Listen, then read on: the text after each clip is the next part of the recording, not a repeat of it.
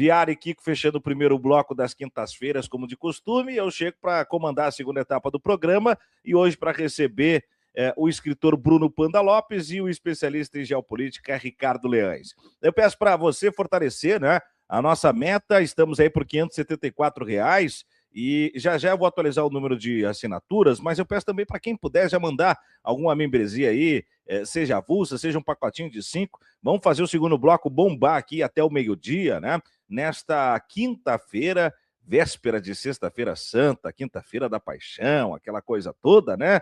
Para quem é de vínculos religiosos e católicos, né? E aqueles que não são, que saibam que nós estamos, né, diante de um trabalho ferrenho aqui, mesmo naquela extensão de feriado. 10h05, vamos trazer para a tela o Bruno Panda Lopes, escritor, especialista em direitos humanos. O Bruno Panda Lopes, além disso, tem um trabalho social, né? Ele que é policial militar no Rio de Janeiro e professor de jiu-jitsu em projetos comunitários no Complexo do Alemão. Olha que espetáculo, gente, que currículo, hein? Vamos trazer o Bruno, então, e conhecer um pouco mais, não só da obra, mas também desse personagem. Chega para cá, Bruno, seja bem-vindo, bom dia. Bom dia, Tiago, bom dia, ouvinte.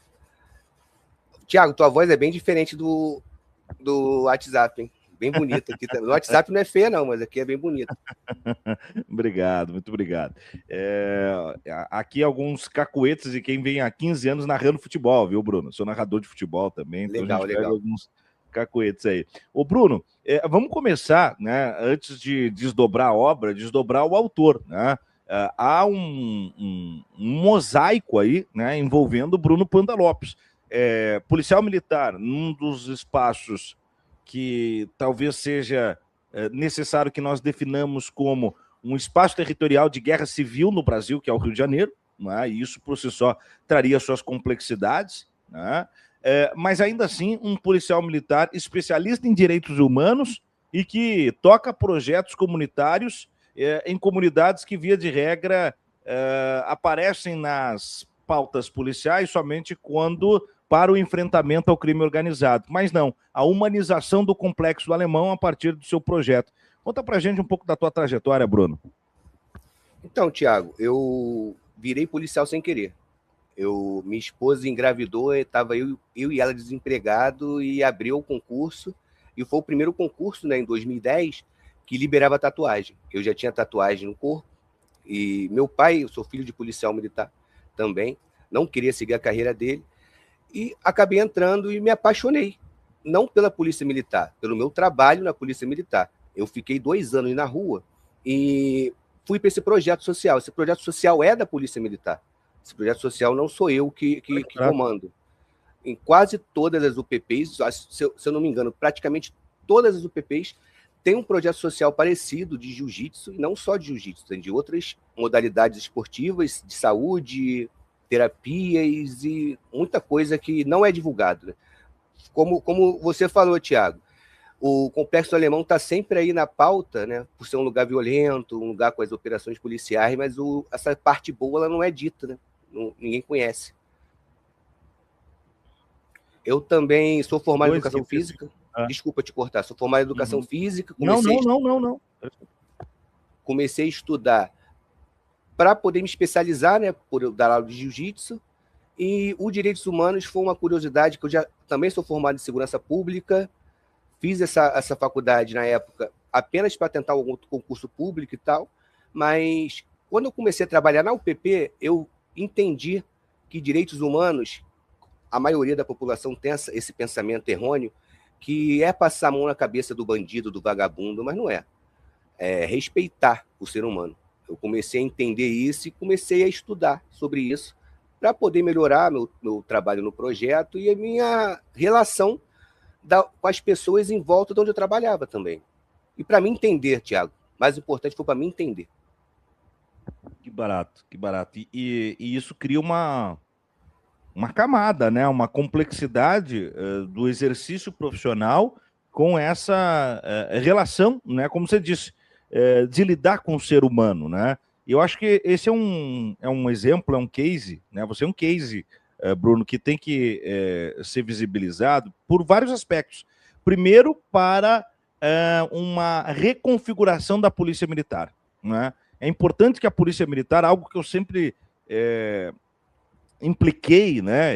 Assim como você, eu também sou filho de policial militar, irmão de policial militar, cunhado de policial militar, tenho outros policiais na família, trabalhei em setores civis da Polícia Militar, como departamento de comunicação, mas sempre me incomodou a falta do manejo teórico, né, lá no curso de formação, sobre direitos humanos, sobre sociologia, né? Eu sou professor de filosofia e sociologia.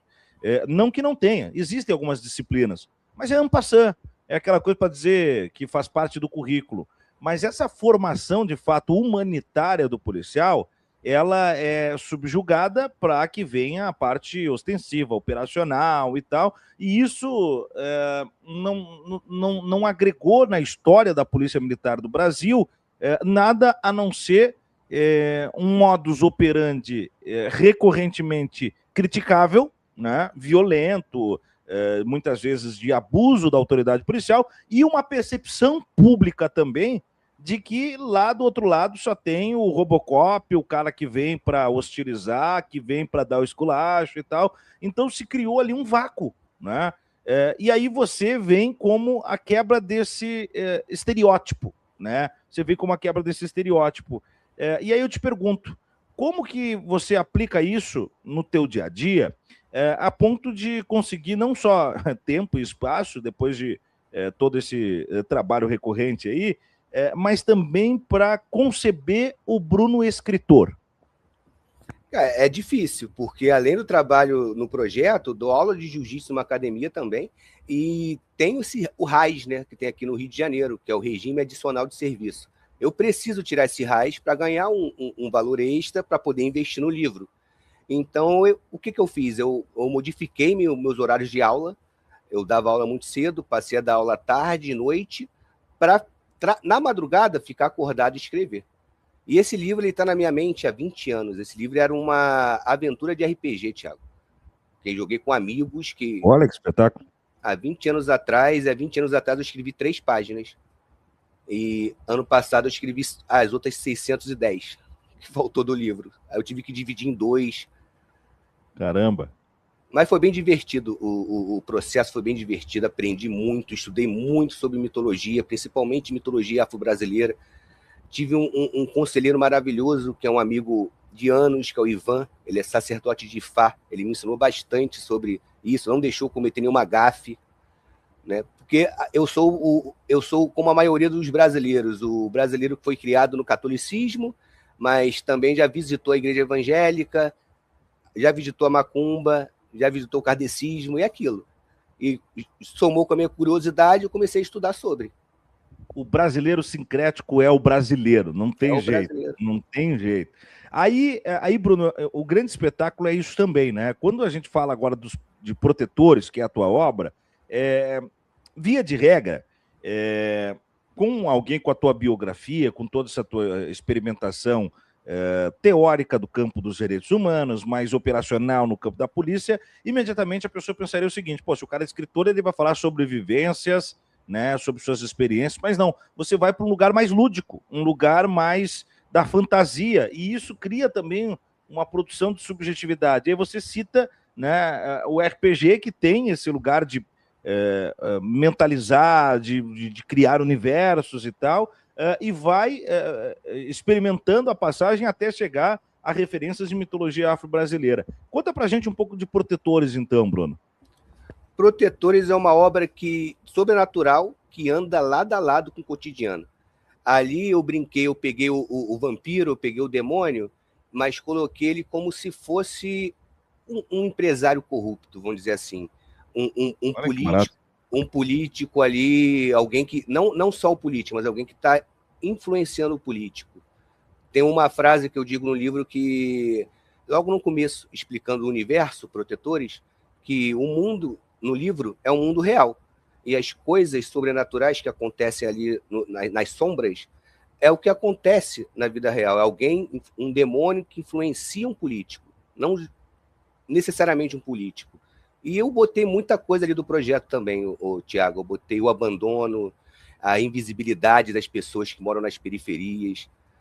Eu coloquei ali as pessoas tendo que lutar mesmo quando tudo parece que está contra, sabe? É o brasileiro. O brasileiro tem que acordar cedo, cansado, pegar 2 horas de transporte público para ir trabalhar 6 vezes por semana e ter uma folga, né? Eu estava ouvindo a rádio antes e não sei nem se eu deveria falar isso, entrar nessa polêmica, porque eu fico comparando muito o Neymar com a vida do brasileiro, sabe? Pô, o Neymar foi reclamar de que ser jogador é difícil, tá É de sacanagem, né? difícil. Ganhar Pô, milhões e milhões é difícil, deve ser muito difícil. Imagina a nossa vida, né, Tiago? não, deve ser uma dureza danada, né? A gente vê como o Neymar sofre.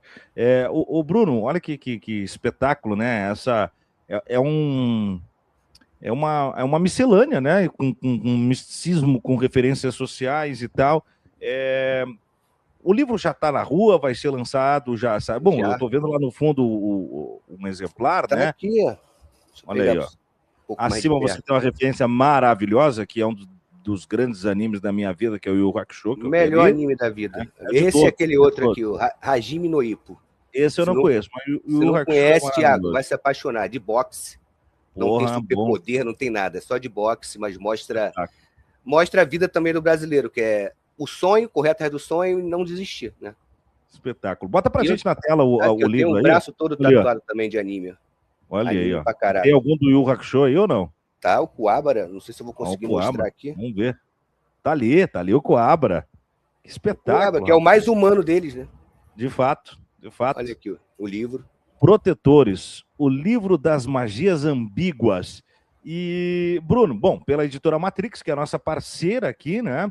Não, desculpa, é editora Multifoco. É da Multifoco, perdão. Foi o pessoal da Uma... Matrix que me procurou, eles fazem assessoria, né? Sim. Fazem assessoria, perdão. Da Multifoco, portanto, de toda maneira, para encontrar o livro, Bruno. Ele está na Amazon, lá tem a versão e-book. Quem só assina aquele KDP da Amazon, né? Também consegue ler ele gratuitamente. E lá também tem ele na versão física. Eu posso falar também do meu Instagram, que eu falo muito do livro lá. Por favor, fica à vontade. Eu vou botar o link aqui para o pessoal seguir, viu? Obrigado, Thiago. Eu uso o meu Instagram mais como todo brasileiro. Eu repito muito essa frase, porque eu sou o típico brasileiro mesmo. Lá você vai rir muito no meu Instagram, mas vai ver bastante coisa séria. Vocês vão ver eu falando sobre o anti-red pill, sobre as questões atuais de machismo que tão ridículas, Thiago, ridículas. Essas questões, feminicídio pra caramba, um atrás do outro. E vai ver mais comédia, eu e minha filha também, fazendo um vídeo engraçadinho. Ela tem 15 anos, é minha cara, então só não tem um bigode.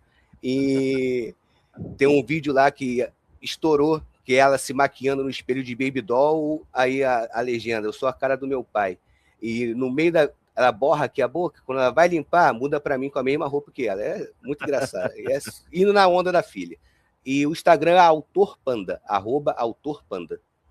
Tá aqui, inclusive, ó, pessoal. Tá inclusive aqui, ó. Sigam lá. Eu vou botar esse vídeo aqui pra gente aproveitar e puxar uma leveza pro dia aqui. Vamos fazer essa brincadeira aqui, ó. O vídeo aqui, ó. Olha só. Vamos ver aqui, ó. Vamos com áudio. Guys are twins. Que espetáculo. Oh my God, you look... Que espetáculo, que espetáculo. Você vê, poxa, como eu disse, é um personagem muito atípico, o Bruno. Você tem o espaço para essa brincadeira, para esse lúdico também nas tuas redes, né? Um lugar de família, um lugar onde você se permite ali brincar com a filha e botar o baby doll. Aí o cara olha e diz assim, porra, esse cara é polícia do Rio de Janeiro. Parece que não orna, né? Parece que não orna, né, Bruno? É isso, é fuga do estereótipo. O estereótipo eu acho que é uma coisa tão ruim para qualquer coisa, né? O estereótipo afasta as pessoas. De fato. Coloca a gente em bolhas, para quê? Tem que viver em união, todo mundo junto, um ajudando o outro. Ô Bruno, e aqui ó, o pessoal pirou aqui, ó, o Léo Jorge diz, porra, o cara é fã do melhor anime Yu Yu Hakusho. Irmão, você é de onde no Rio? Pergunta o Léo aqui, ó, tá? Eu sou de Inhaúma, do lado do Complexo do Alemão. Eu moro a 2 quilômetros da minha casa, eu vou andando de vez em quando, é maravilhoso. O Deck Mood diz aqui, ó, esse é o Panda. Brunão Lenda, diz o Júlio Carvalho. Protetores é o nome do livro. Grande participação aqui de Elinda Silva. Aí tem uma pergunta interessante aqui que vem do Alcides. Ságio aqui, ó. Seria possível policiais não usarem arma na rua como na China, no Japão e nas Coreias, no Vietnã? Essa tal da lógica da desmilitarização, ou pelo menos da lógica não armamentista. Você acha que isso é possível, Bruno? Eu acredito que sim, Thiago, mas eu acho que tem que ser um trabalho de anos aí, começando a acabar com a evasão escolar. A escola é o primeiro lugar ali que tem que ser visto, porque o crime ele ocupa espaço vazio, né? Ele sempre ocupa espaço vazio. E a ausência da escola é o principal espaço vazio. A gente educa. Eu também tenho uma opinião polêmica, que é em questão dos presídios, que o presídio tem que ser tratado tão bem quanto a escola, porque o cara comete um crime, porque ele está fora da escola. Chega no presídio, ele não é reeducado. Ele sai de lá e comete o crime de novo, porque ele não vai voltar para a escola. Ele vai chegar lá no presídio e vai aprender tudo de novo. Para a gente chegar a esse ponto de não precisar usar armas, né, e isso é um orgulho que eu tenho. Eu tenho 15 anos de polícia, eu nunca precisei usar minha arma. Já aprendi algumas pessoas e sempre na educação e no tratamento digno com quem está sendo preso também, sabe? Para a gente parar de usar arma, tem que educar, tem que mostrar para a criança que eles podem ser o que eles quiserem, tem que dar a sensação de pertencimento, porque o pertencimento ele muda destinos, né? Sem dúvida, sem dúvida. Aí você tocou num ponto, né, Bruno? De alguma maneira, dá a condição, e não é só uma condição digna para aquele que, mesmo diante de um potencial cometimento de crime, esteja na situação de prisão, mas é uma condição constitucional, não é nem assim, não é nem chegar no lugar dos direitos humanos, é respeitar o livrinho, né? Mas como é que se opera dessa forma? Como é que se faz com que isso vire o óbvio? Porque seria o óbvio pensar assim, não, a polícia não pode cometer o abuso de autoridade. Assim como no lugar ideal, no mundo ideal, pô, a gente fala de política e fala de uma extensão de corrupção, a gente fala de relações sociais e fala sobre uma série de cometimentos de crimes e imoralidades. Mas no que diz respeito à instituição de Estado-polícia, o óbvio sempre parece o mais difícil. Como é que seria essa refundação de dentro para fora da instituição? Então, não precisa ser de dentro para fora. A gente pode escutar de fora para dentro também. A gente pode escutar quem está de fora e dizer, cara, tá ruim, você tem que melhorar nisso aqui. Quando eu entrei, eu costumo falar para meus amigos policiais que têm um trabalho tradicional na rua. O meu trabalho na polícia, como professor de jiu-jitsu no projeto, não é um trabalho policial, Thiago. Não é um policial não tem que estar fazendo aquilo ali. Porém, é um trabalho que todo policial devia ter. Não dando aula de jiu-jitsu, não dando uma aula, mas se aproximando da comunidade, porque a gente, perto da comunidade, até quem comete crime vai te respeitar.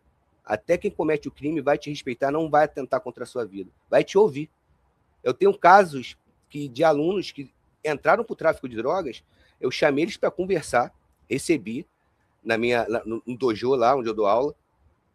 O livro fala, só um adendo, o livro fala muito de igreja, de umbanda, de afro-brasileira, mas eu dou aula numa igreja evangélica, que é cedido o espaço pelo pastor meu amigo, pastor Paulo. Mas voltando ao assunto, chamei ele lá dentro da igreja evangélica para conversar e falei com ele, cara, por que você entrou nessa vida? Você trabalhava, cara, tua mãe trabalha, cuida de você, teu irmão casou, né? Eu conheço a família inteira, eu estou ali há 12 anos só no projeto social, esse novembro faço 13. Aí ele falou, pô, minha mãe perdeu o emprego e foi quase justa causa, porque não ganhou nada, não indenizou, tinha mais de 20 anos numa padaria, e não está conseguindo andar, ela é obesa, não consegue andar. E eu fui mandado embora, mestre, e pô, não estava conseguindo nada e tal, mas fica tranquilo que eu não boto uma arma na cintura não sei o quê, eu levo um negocinho ali, um negocinho lá. Falei, cara, vamos fazer o seguinte, você não tem carteira de habilitação A? Vou procurar um lugar para trabalhar. Aí falei com os amigos, um amigo ofereceu, ele tem uma fábrica de pizza aqui na Zona Norte, em Ramos, falou, cara, eu boto ele para entregador aqui, traz ele aqui. Ele está lá ganhando mais do que o tráfico paga, porque o tráfico não paga bem. A gente sabe que o tráfico paga mal, muito mal, mas só que é a única oportunidade que os caras têm, né? Os caras não veem nada, o tráfico está dentro da onde ele mora ali, ostentando aquele cordãozão cara, aquela moto roubada, mas zero. A mulher mais bonita do morro tá com o traficante. O que o garoto vai ver lá? Porque o pai não está lá para dar exemplo, o pai está trabalhando, a mãe está trabalhando, ele está sozinho no morro. O exemplo dele é aquilo lá. Que coisa, é pesado, né? Não sei se você chegou a acompanhar, Bruno, penso que sim. Teve um corte que viralizou dia desses aí, daqueles, será tantos contra um, né? Que é um modelo que tem agora dos podcasts e, enfim, né? Na internet, nos YouTubes. E aí eram policiais de um lado e do outro lado, teoricamente, pessoas contra policiais, né? E aí tem um rapaz que cometeu crime. Você chegou a ver esse corte ou não?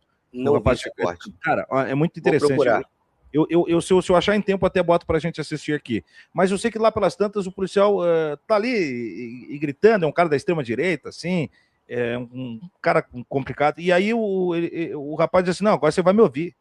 Eu vou explicar a minha história, eu vou contar a minha história. E é mais ou menos nessa linha. O rapaz explica que a mãe morre, ele e a irmã vão morar de favor na casa da tia, a tia que prometeu cuidar, diz que não deu uma semana, já estava alegando a comida, jogando comida na cara deles, que não tem o que fazer. Ele foi vender bala no trem, paçoca no trem.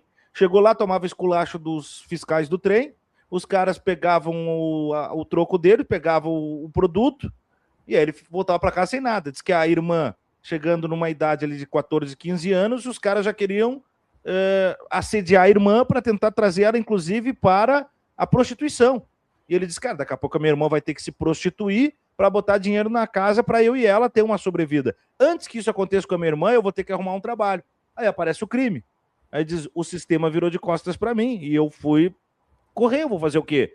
E aí o próprio policial da extrema-direita, um cara escroto, ele não tem argumento, ele para e diz, nesse caso, a vida foi complicada contigo mesmo. Por que é tão difícil entender isso, Bruno? Eu não falo só da polícia agora, eu falo da sociedade. O senhor e a senhora que eventualmente vão pegar esse nosso corte agora, né, que estão em casa e que têm aquelas opiniões mais retas sobre a sociedade e sobre a pessoa marginalizada da favela.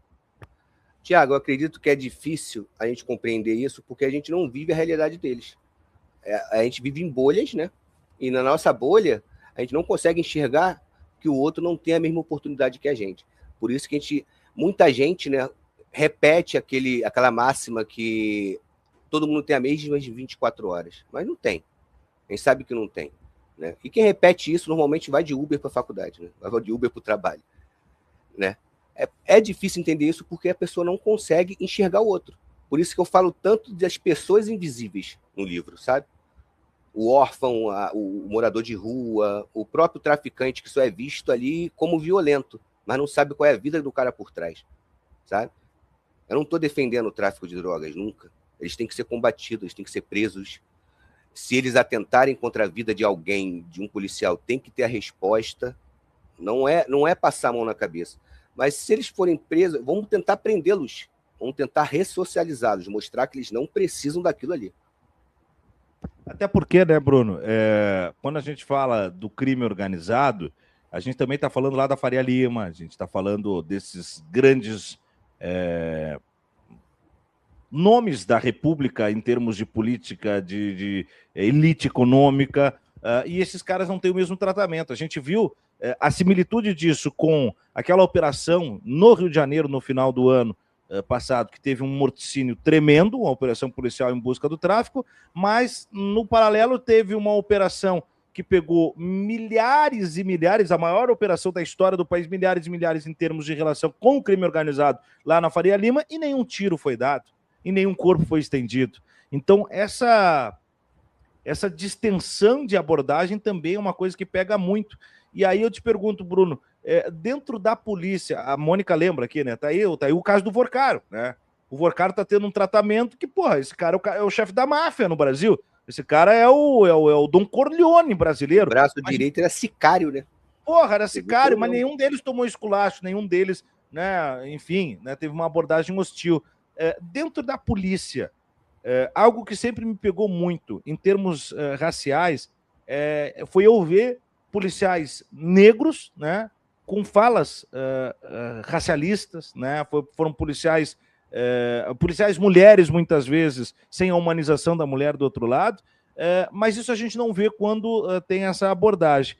De termos não, de novo, estendendo para a sociedade, esse lugar da marginalização, do favelado, do pessoal de comunidade, que você disse não vive a vida do outro, também tem os tons de classe e de raça, né, Bruno?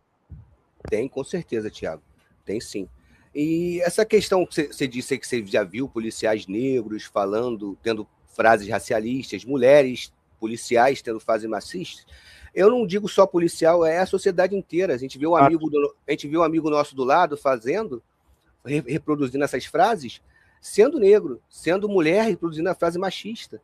Porque ali o policial é também uma pessoa igual o traficante, só que ele é policial. É igual o cobrador do ônibus, o motorista do cobrador nem existe mais. O motorista do ônibus, o motorista do Uber, o motorista, o cozinheiro, o faxineiro, eles também têm as mesmas frases racialistas, as mesmas frases machistas. A sociedade realmente tem salvação. Claro que tem salvação. Mas precisa ver o outro. Tiago, vou repetir de novo. Tem que ver o outro. A gente só consegue se compadecer, ter empatia, que é uma palavra tão bonita, mas que parece estar em desuso no Brasil, quando a gente passa a enxergar que o outro não teve escolha. Ele está ali porque ele não teve escolha, ele não teve oportunidade, ele não teve perspectiva nenhuma de nada. Ele não escolheu ali. Claro que tem os que escolhem, né? Tá aí o exemplo da Faria Limers, né? Os Faria Limers. Eles escolhem cometer o crime. Claro. Eles não estão ali porque foi um produto do meio. Eles escolheram. Essa é a diferença. Perfeito. Ô, Bruno, para a gente fechar o nosso papo, tem 2 pontos, viu? O primeiro deles, eu tenho 3 pontos, na verdade. Eu tenho alguns recados ainda para ler. O segundo ponto é que nós vamos ter que voltar um outro momento aqui. Eu vou ter que te chamar de novo para a gente estender mais a nossa conversa. E depois, na sua despedida, eu vou pedir que, depois de ler os recados, que você reforce onde o pessoal encontra a tua obra, onde o pessoal... que você reforce um pouco mais da tua obra, né? Retome ali um pouco do contexto que você já explicou para a gente, mas como a nossa audiência rotativa vai chegando, que você conte um pouco de Protetores, o livro das magias ambíguas, e que você reforce as tuas redes, em especial o teu Instagram lá para o pessoal conferir. Mas antes, olha só, um recado da Andréia. Obrigado, Andréia, por chegar aqui com a gente. Alunos da Escola Militar aqui em Florianópolis estão em bando, uniformizados pelo centro da cidade, cantarolando terrores do Sebastião. Inclusive tem denúncia, tá, Sebastião? Tem denúncia sobre isso acontecendo, a gente noticiou aqui no DCM. Bruno, a sociedade está doente, diz o Caju Silva aqui pra gente. Vamos ver o que mais aqui. O Alcides, quando se fala em combater o tráfico de drogas no Rio de Janeiro, não é citado nunca os milicianos, que são os maiores terroristas atuando no Rio. Alcides colaborando muito com o nosso debate aqui, né? Bate-papo essencial, diz a Valéria. Obrigado, Valéria, por reconhecer aqui, né, a qualidade do nosso bate-papo. Grande entrevistado que é o Bruno, colaborando muito. Sicário é um assassino de aluguel, diz o Caju, pois então, né? Na marca italiana. Então, gratidão pela live, diz o João Pires aqui pra gente. Obrigado, viu? Deixa eu ver aqui, Parabéns, Bruno, pelo trabalho. Adelma Tenório. Deixa eu ver quem mais aqui. Beijo, Adelma. O Renato Santreno. Bruno, por que a PM é tão violenta? Acho que a gente acabou explicando um pouco, mas se você quiser complementar alguma coisa, fica à vontade, Bruno. Não, eu vou acabar ficando repetitivo, Thiago, porque eu vou repetir, não é a PM, é a sociedade. É a sociedade que é assim, a gente é ali, né? Você falou dos direitos humanos, o primeiro curso com essa matéria de direitos humanos começou em 2010 da Polícia de Formação. Eu tive um professor, você deve até conhecer, sensacional. Ele era um civil, Rodrigo França. Rodrigo França. Até hoje a gente tem contato, né? Botou o link aí do livro. Até hoje a gente tem contato e ele também me ajudou muito no livro, ele me deu muitos conselhos sobre o livro, tá? E a PM não é violenta, não lembro o nome do rapaz que perguntou. O Santreno, Renato Santreno. Renata, a PM não é violenta, Renata, a sociedade é violenta. Todos ali são violentos. Muito bom. Deixa eu ver aqui, gratidão pela live, o João, a gente já tinha trazido. Bruno, o que você achou da última operação em Rio Comprido e Santa Teresa, Prazeres, logo após a morte da Média Negra em Cascadura? Foi uma operação para encobrir a morte da médica pelos PMs? Pergunta o Alcides. Alcides, eu não me sinto confortável em responder isso para você porque eu convivo mais na comunidade aqui no Complexo do Alemão. Eu não participo dessas operações para poder opinar, tá? Eu peço perdão, tá, por essa ausência de resposta, mas eu não posso trazer uma opinião para você nessa questão. A Inês Oludê, aqui na Bélgica, a Inês mora lá, né? A PM era violentíssima, se juntava com neonazistas, extrema-direita, abusavam. O povo foi para a rua e pediu a dissolução dessa polícia e criaram a polícia de proximidade. E aí tudo mudou. Agora as pessoas confiam na polícia, confiam mais na polícia, reforça a Inês Oludê. Aqui, indo muito na linha do que você falava, né? Dessa reconfiguração, né, Bruno? Acho que começou em 2010, essa polícia de proximidade. Realmente tinha, inclusive, uma matéria sobre isso.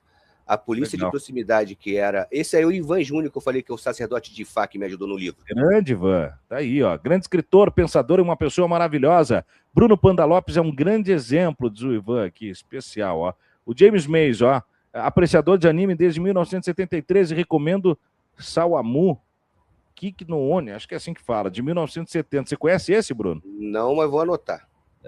Sawamu Kick no Oni. Desses todos, só para mim, só o Yu Hakusho ali. Esse é top de linha, viu? Viu o Hajime no Ippo, Thiago? Você vai gostar. Vou atrás. Vai gostar bastante. E é curto, não é muito longo, não. Sem dúvida. Esse panda é brabo, que nem o de verdade. Parece fofo, mas só parece desuboso. Esse eu não conheço, não. Aqui. Esse perfil tá sempre com a gente aqui. Eu adoro. É o Bozo, Cagão, Chorão e Preso. Daí o perfil dele é o Bolsonaro ali, de palhaço, né? O Panda não é sobrenome, não, tá, Thiago? É apelido. É apelido, jiu-jitsu. Né? Um amigo meu, policial militar, no primeiro campeonato de jiu-jitsu, viu lutando, né? Gordinho, cheio de olheira por conta do curso de formação de soldado, acordando às 4 horas da manhã. E eu ganhei o campeonato. Ele falou: caraca, você abraçava os outros, parecia um panda, o Kung Fu Panda. E pegou, ficou para sempre.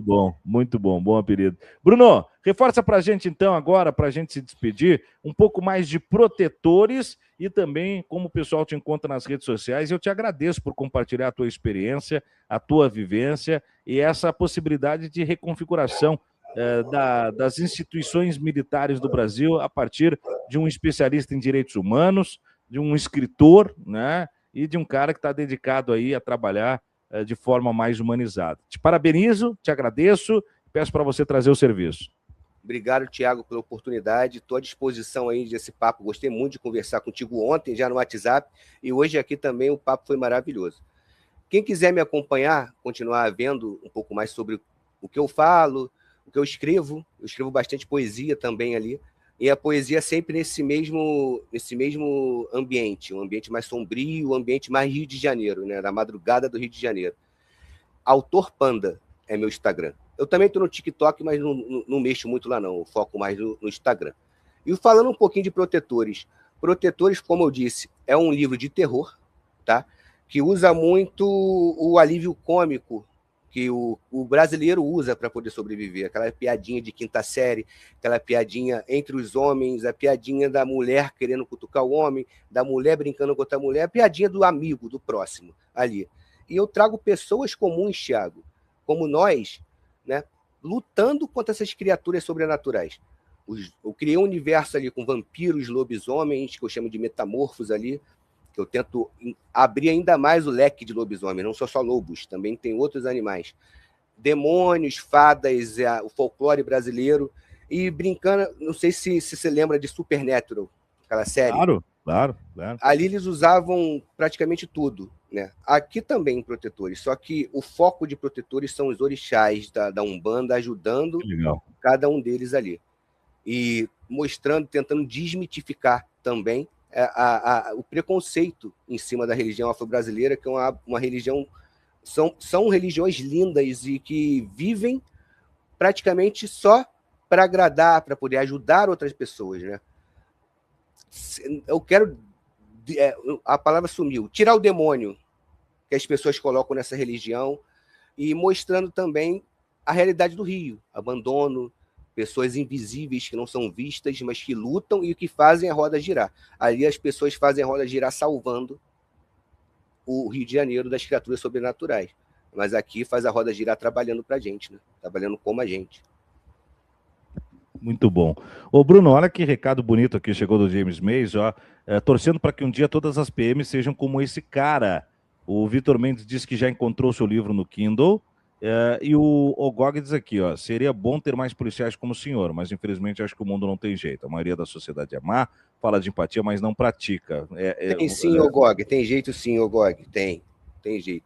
Eu tive jeito, eu já fui esse babaca, desculpa a palavra, eu já fui esse cara, tive jeito.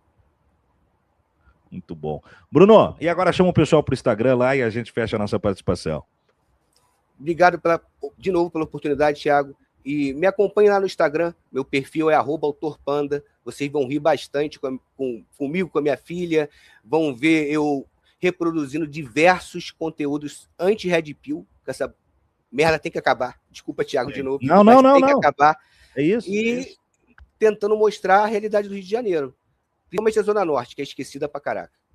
O Rio de Janeiro não é só praia. O Rio de Janeiro tem a periferia, que também tem que ser lembrada. E a Ana Silva Mendonça já comprou protetores e a Inês Oludez já achou teu Instagram e já tá lá. Pessoal conectando com o Bruno e comprando a obra Protetores. Obrigado, Bruno. Um grande abraço e até a próxima. Thiago. Foi um prazer de verdade, Thiago. Até a próxima. Valeu, grande abraço. Tá aí o Bruno Panda Lopes. O Vitor Mendes ainda diz, ó, já tá aí o roteiro, né, inspirado no livro Protetores, o próximo filme brasileiro para o Oscar. Olha que moral, hein? Grande Vitor Mendes. 10h40, 10 da manhã, mais 40 minutos.